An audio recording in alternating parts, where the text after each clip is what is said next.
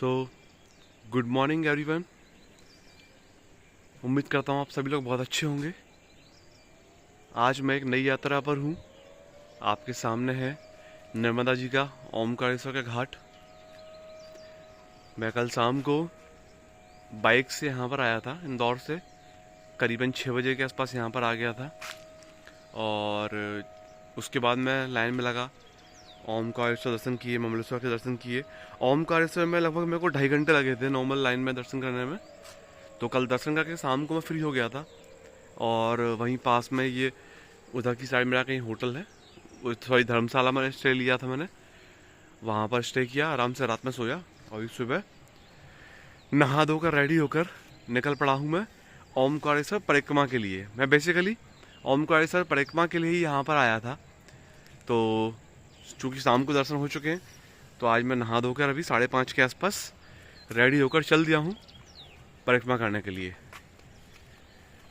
तो ये सामने आपके वो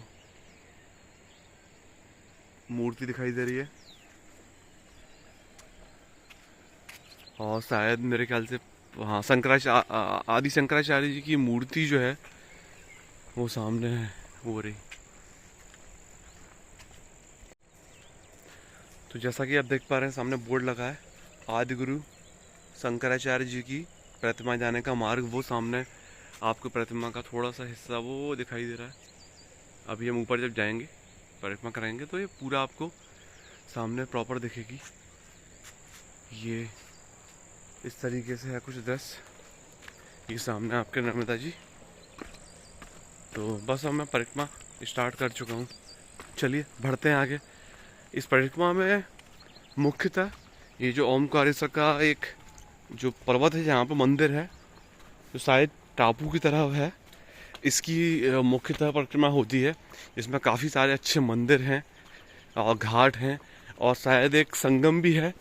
नर्मदा जी में किसी एक नदी और भी कोई नदी है, इसका संगम होता है। तो वहाँ भी चलेंगे, वहाँ जाकर स्नान करने का मन है। बाकी अभी फ़िलहाल बहुत ही गज़ब के नज़ारे हैं। लाइट्स के रिफ्लेक्शन नर्मदा जी में दिखाई दे रहे हैं। शांति है काफ़ी, भीड़ अभी बहुत कम है, कम ही लोग हैं अभी। तो चलिए शुरू करते हैं। बाकी आपको दिखाऊंगा इस परिक्रमा पड़ने वाले मंदिर और जो कुछ अच्छे दृश्य होंगे वो सारे के सारे। चलिए करते हैं स्टार्ट। तो यहाँ पर आके वहाँ तक पानी जो है बिल्कुल ऐसा लगता है स्थिर हो, बह ही नहीं रहा हो। बट चूँकि यहाँ पर आके अब ढलान स्टार्ट हुआ है तो पानी बहता दिखाई दे रहा है। आप ध्यान से सुनेंगे तो आपको पानी बहते हुए पानी की आवाज़ भी आएगी।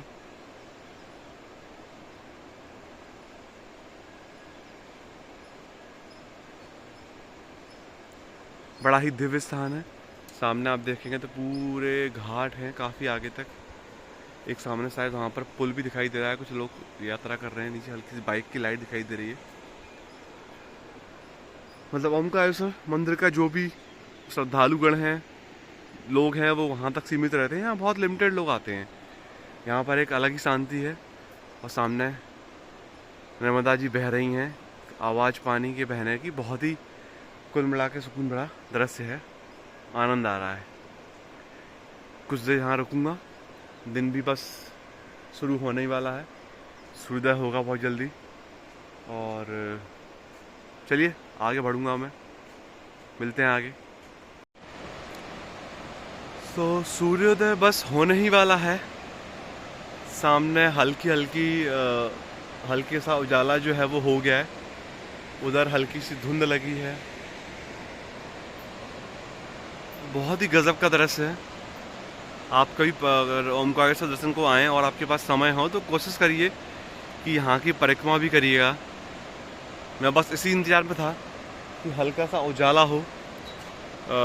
6 बजने ही वाले हैं।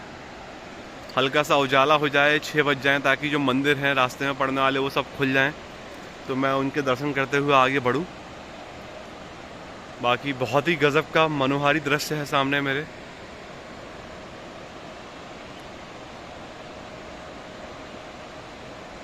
चलिए बढ़ते हैं आगे।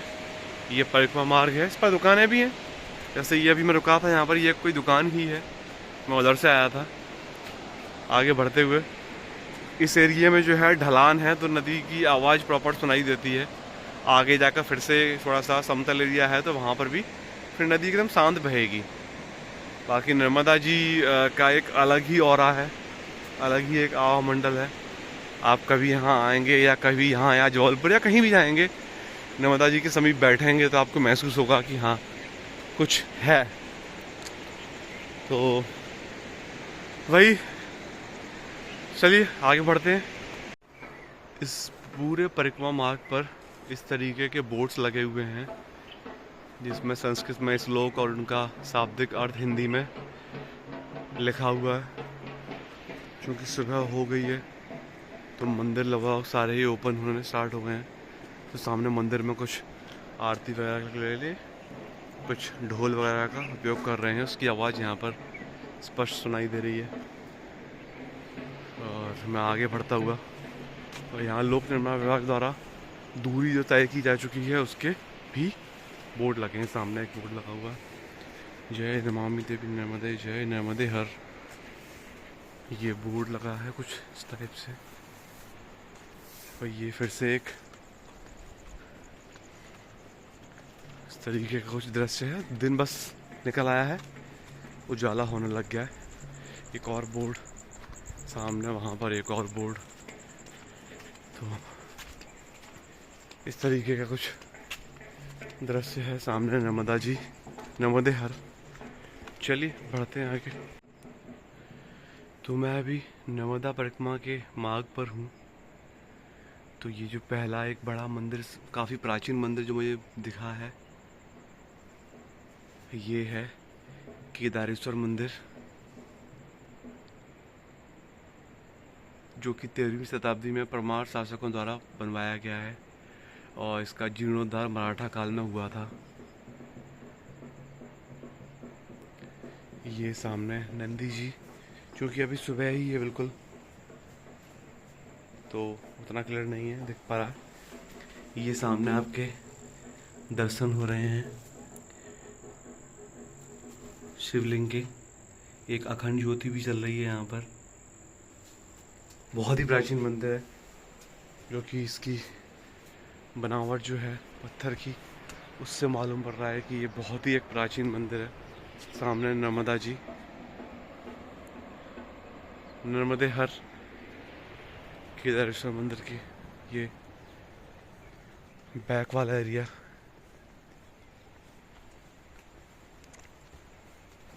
गजब का बना हुआ है। यहाँ बैठने के लिए ये बेंचें वगैरह लगी हुई हैं। सामने नंदी जी, और ये कुछ इस तरीके से मंदिर का दृश्य है। चलिए ऊपर से खड़ के दर्शन कीजिए। इसी के साथ अब थोड़ा सा आगे बढ़ते हैं। तय की गई दूरी 800 मीटर, जो कि बोर्ड दिखा रहा है। ये वही श्लोक वाले बोर्ड, सामने लोक निर्माण विभाग द्वारा लगाया गया बोर्ड, जो बता रहा है कि मैंने 800 मीटर की दूरी तय कर ली है। ये परिक्रमा शायद 7 या 8 किलोमीटर के आसपास कुछ है, जो कि अगर आप बहुत आराम से भी करेंगे तो 2 घंटे में मैक्सिमम पूरी हो जाएगी। अन्यथा जब मैं गोवर्धन, जो कि मथुरा में है, उनकी परिक्रमा के लिए जाता हूँ और कहीं रुकता नहीं हूँ तो 2 घंटे में मेरे को जो पहली बड़ी परिक्रमा है, जो 12 किलोमीटर के आसपास है, वो पूर्ण हो जाती है। क्योंकि मैं इसे आराम से करूँगा तो करीब 2 घंटे लगने वाले हैं। चलिए बढ़ते हैं आगे। परिक्रमा मार्ग में ये एक यात्री विश्रामालय भी है, जो नगर परिषद ओमकारेश्वर द्वारा बनाया गया है, ताकि अगर कोई लेट यहाँ आता है, परिक्रमा करता है और उसको रुकना हो तो वो यहाँ पर रुक भी सकता है। ये गजानन महाराज संस्थान के द्वारा एक धर्मार्थ एलोपैथिक दवाखाना भी यहाँ पर है। गजानन महाराज संस्थान का यहाँ पर एक स्टे का भी एक ऑप्शन है, उनकी एक धर्मशाला भी है।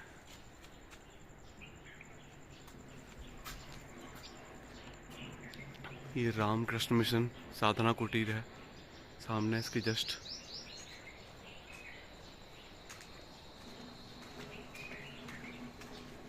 साधना कुटीर अगर आप साधक हैं, साधना करना चाहते हैं, परिक्रमा मार्ग 6.5 किलोमीटर रखा हुआ है और यहाँ तक मैंने 1 किलोमीटर कवर कर लिया है, ऐसा लिखा है वहाँ पर।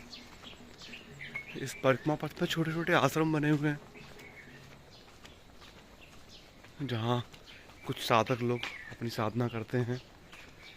शायद कुछ जगहों पर स्टे के भी ऑप्शन हैं, आपको मिल सकते हैं। आपको बात करनी होगी एक बार। ये श्री श्री माता आनंदमयी आश्रम की ये भी है। सामने बहुत ही गजब का एक बड़ा सा ज्योतिर्लिंग बना हुआ है, वो सॉरी शिवलिंग बना हुआ है, बहुत ही बड़ा सा। सामने आनंदमयी त्रिपुरा विद्यापीठ भी एक है। कुल मिलाकर नर्मदा ये सॉरी ओमकारेश्वर परिक्रमा एक अच्छा अनुभव देने वाला परिक्रमा पथ है, जिस पर मैं सभी को रिकमेंड करूँगा कि जो आता है यहाँ, और अगर आपके पास समय है तो इसको कर सकते हैं। दर्शन के बाद, ओमकारेश्वर दर्शन के बाद मेरे ख्याल से आपको करीबन 2 घंटे का समय और चाहिए होगा, इसमें आप बड़े आराम से इस परिक्रमा को कर सकते हैं। सामने जो पुल की बात कर रहा था वो मेरे सामने आ चुका है। पुल एक्चुअली बन रहा है अभी, नीचे रबड़ टाइप का बनाया हुआ है पुल जो है ऊपर, अभी उसका काम चल रहा है। सामने वो जेसीबी एक खड़ी है। चलिए बढ़ते हैं आगे।